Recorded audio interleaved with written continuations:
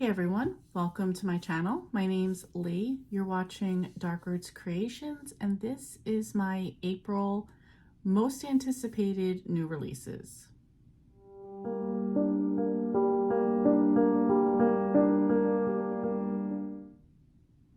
So I just have to start by saying there's a ton of new good books that are coming out in April. Even if it's not something I'm into, I see that they were really popular books and like a sequel or the next book is coming out. So I can see that April's probably going to be a good release month for a lot of people. I actually had to narrow my list down to 5 of the most anticipated. So let's get into these and let you know what they are. First up, I have a thriller mystery, and this is She's Not Sorry by Mary Kubica. Megan Michaels is trying to find balance between being a single mom to a teenage daughter and working as a full-time nurse. While on duty at the hospital one day, a patient named Caitlin arrives in a coma with a traumatic brain injury, having jumped from a bridge and plunging over 20 feet to the train tracks below. When a witness comes forward with shocking details about the fall, it calls everything they know into question. Was Caitlin pushed? And if so, by whom and why? Megan has always tried to stay emotionally detached from her patients, but this time she's mistakenly let herself get too close until she's deeply entangled in Caitlin's and her family's lives.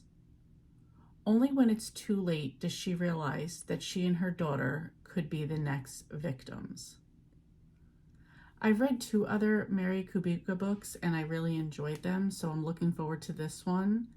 And this one comes out in the beginning of the month on April 2nd. Next, I have something that's not normally in my wheelhouse. However, I'm absolutely looking forward to this one. This is The Familiar by Leigh Bardugo. In a shabby house on a shabby street in the new capital of Madrid, Luzia Catado uses scraps of magic to get her through her days of endless toil as a scullion.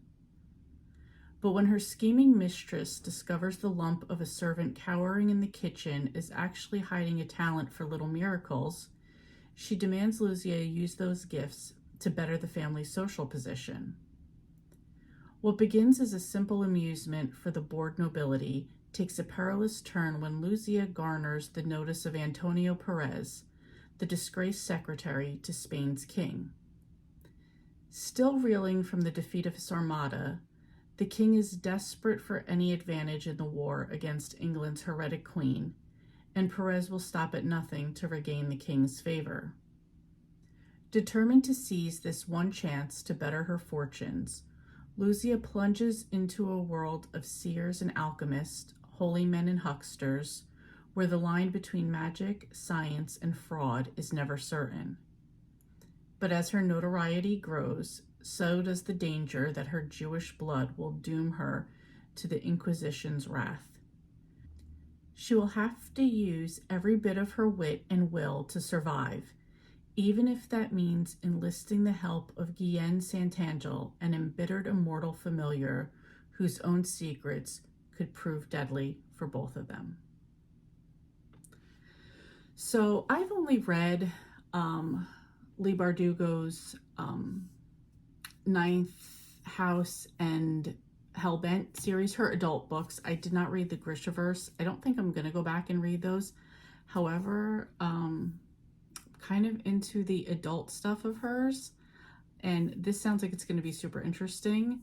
I'm going to trust it, even though it is like historical fiction, which is not normally my thing, but the story sounds good, and I'm not opposed to vampires, so we'll see how this one goes. And this one comes out on April 9th. Next up, I have another thriller. This is Darling Girls by Sally Hepworth. For as long as they can remember, Jessica, Nora, and Alicia have been told how lucky they are. As young girls, they were rescued from family tragedies and raised by a loving foster mother, Miss Fairchild, on an idyllic farming estate and given an exclusive second chance at a happy family life. But their childhood wasn't the fairy tale everyone thinks it was. Miss Fairchild had rules. Miss Fairchild could be unpredictable, and Miss Fairchild was never, ever to be crossed. In a moment of desperation, the three broke away from Miss Fairchild and thought they were free. Even though they never saw her again, she was always somewhere in the shadows of their minds.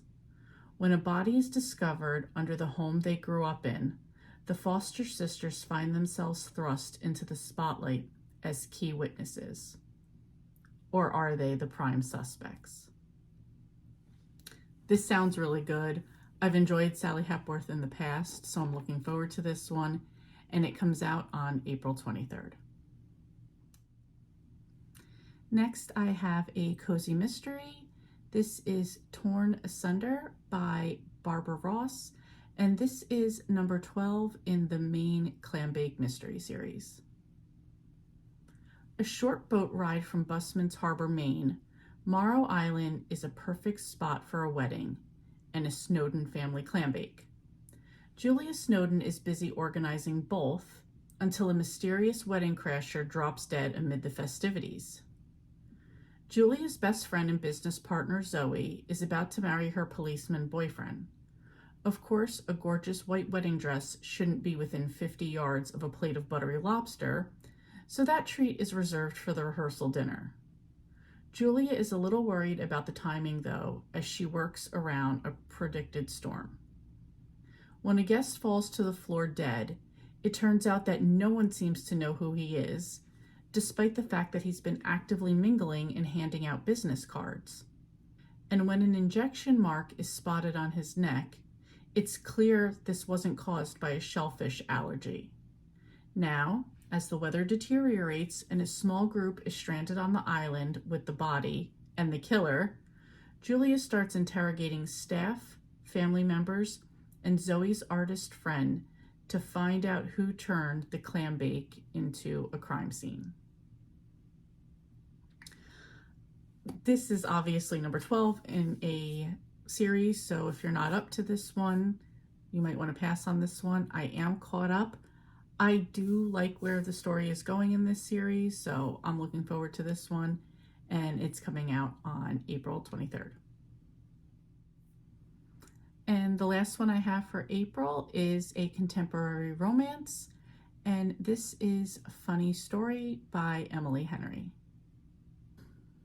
Daphne always loved the way her fiance Peter told their story, how they met on a blustery day, fell in love over an errant hat, and moved back to his lakeside hometown to begin their life together. He really was good at telling it, right up until the moment he realized he was actually in love with his childhood best friend Petra, which is how Daphne begins her new story, stranded in beautiful Waning Bay, Michigan, without friends or family, but with a dream job as a children's librarian that barely pays the bills, and proposing to be roommates with the only person who could possibly understand her predicament, Petra's ex, Miles Nowak. I didn't see that coming. Scruffy and chaotic, with a panache for taking solace in the sounds of heartbreak love ballads, Miles is exactly the opposite of practical, buttoned-up Daphne, whose coworkers know so little about her that they have a running bet that she's either in FBI or in the witness protection. The roommates mainly avoid one another until one day, while drowning their sorrows, they form a tenuous friendship and a plan. If said plan also involves posting deliberately misleading photos of their summer adventures together, well, who could blame them? But it's all just for show, of course, because there's no way Daphne would actually start her new chapter by falling in love with her ex-fiance's new fiance's ex, right? This sounds great. It sounds like it's going to be super funny. It sounds like I'm already going to love Miles and Daphne together. So Emily Henry hasn't steered me wrong yet. Absolutely looking forward to this one. This will also be like one of those perfect, like, go from like April into May spring romance books that will just get me perfect for all of my summer reads. So this one also comes out on April 23rd. So that's my list for the most anticipated books in April. Like I said, there were a few more books that I was interested in reading, but my list would have got super long, so I just kept it to like the top 5. And even that's more than I usually put on here. I also know that there were quite a few like sequels of books coming out that I think a lot of people would be interested in.